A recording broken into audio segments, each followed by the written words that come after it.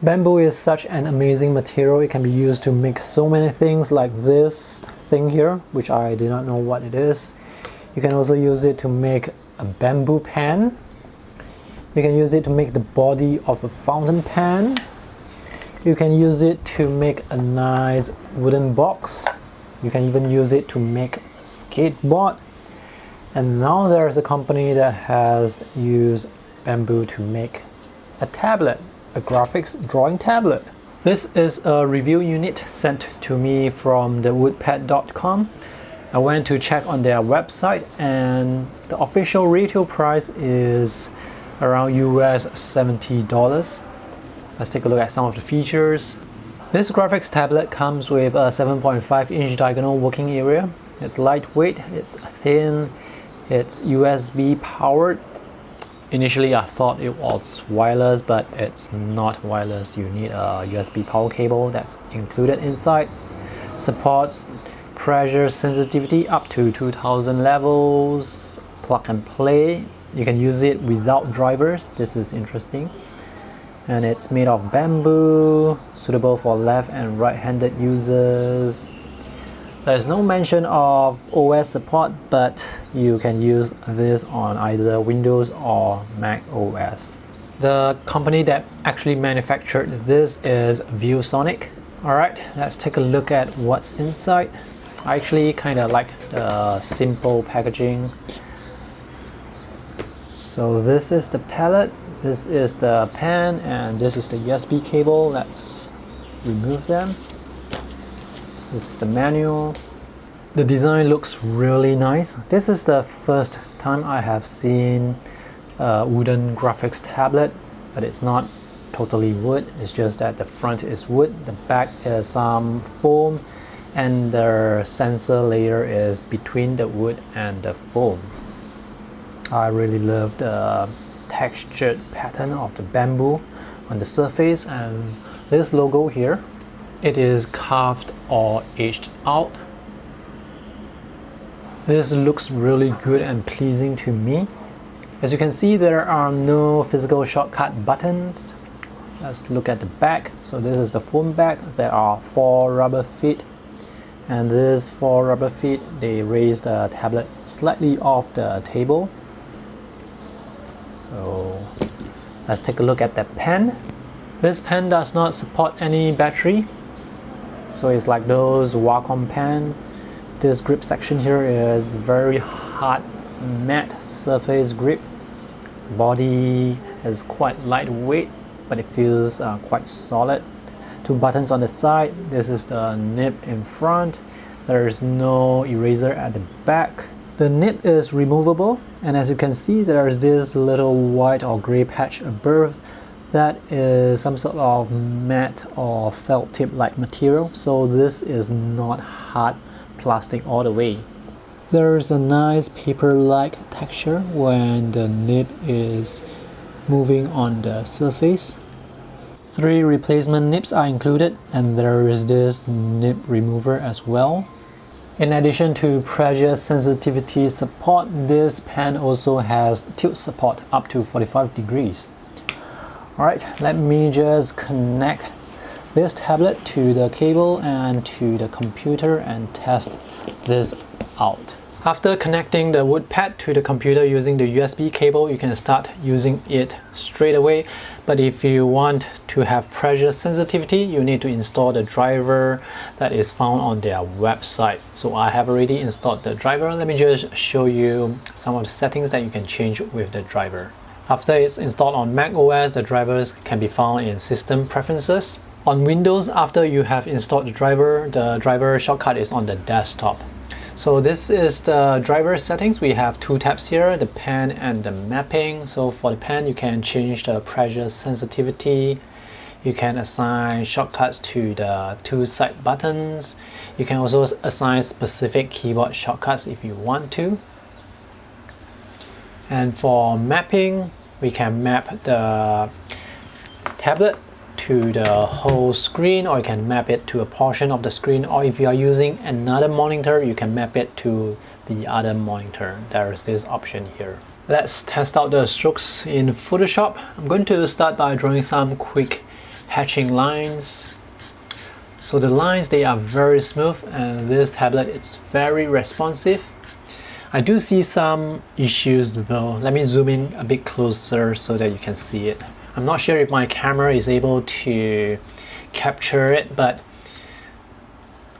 these strokes here, they taper really smoothly, but at the end here, there is this very faint thin line that goes all the way across. I'm not sure if you can see it, but it actually goes all the way here. So there are thin lines that come out from the tapering strokes here. I've already tried changing the pressure sensitivity to different settings, but I always get that very thin line at the end of the strokes. But otherwise, the strokes, they are very smooth. I can get very good pressure sensitivity. So this stylus is very sensitive. It supports up to 2000 levels of pressure sensitivity.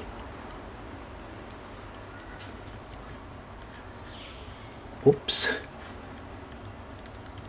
So it's great to draw with. I'm using the felt tip right now, so it has better control over the hard plastic tip, which is a bit too smooth on the tablet. So I prefer to use the felt tip. So for drawing purposes, I think it's fine. The issue with those thin lines may seem like a problem, but the workaround is really very simple. You just have to draw a bit slower.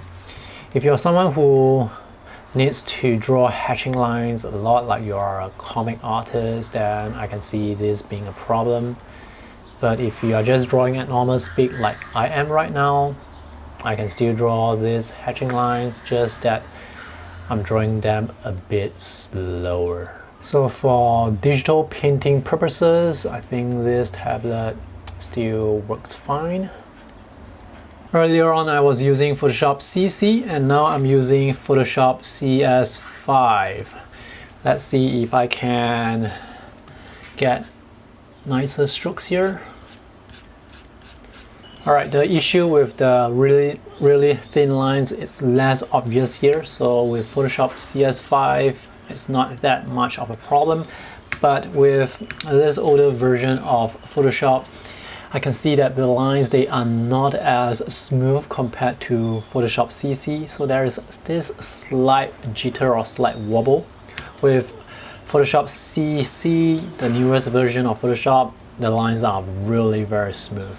By the way, in today's review, I am not going to test out any Windows drawing apps, because on Windows, all the apps work perfectly with the tablet. I have tested Photoshop, Illustrator, Medibang Paint Pro, Krita, Clip Studio Paint, even tablet apps like Sketchable, ArtRage, they also work perfectly. I just wanted to show you some Mac drawing apps because I have some issues with them.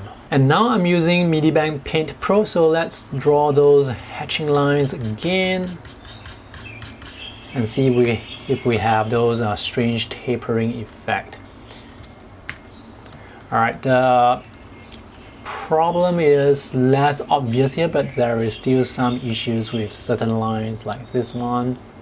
But overall, I think that Medibang, it works quite well. The lines, they are also quite smooth. So let's try some thin and thick transition. So the curves, they are really very smooth. The driver is working very well. I can get really thin lines and really thick lines. So the problem with the tapering lines, it's less of a problem here with Medibang. Earlier on with Photoshop, while I was drawing the hair, I could see very thin lines coming out at the end, which is not what I want. But with Medibang Paint Pro, I think it works fine. It works very well. This is Clip Studio Paint. Pressure sensitivity works really well. It's very responsive. The lines, they are very smooth. This will get an A+ performance from me. Let's check out the hatching lines. So this app This app has none of those tapering line problems that we saw earlier with Photoshop. And the lines here, they are very smooth. The transition is also very smooth, even smoother compared to Medibank Paint Pro. This is Adobe Illustrator. If you find that pressure does not work, sometimes you have to install the Wacom Intuos driver. So after installing the driver, the pressure should work. This is Krita on the Mac. Let me just pick a default brush. I'm going to choose Ink Brush 25. So let's draw something. Alright, I have an issue with Krita on the Mac. Can you see the gaps here? There's a gap here, there's one here, here, and here.